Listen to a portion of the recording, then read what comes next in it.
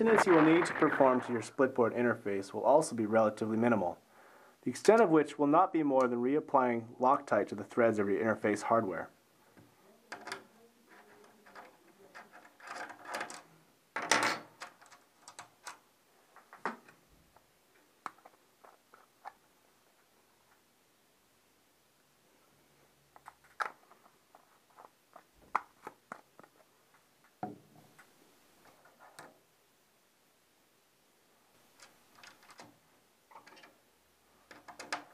In screwing these down, I screw it down to the first hard point.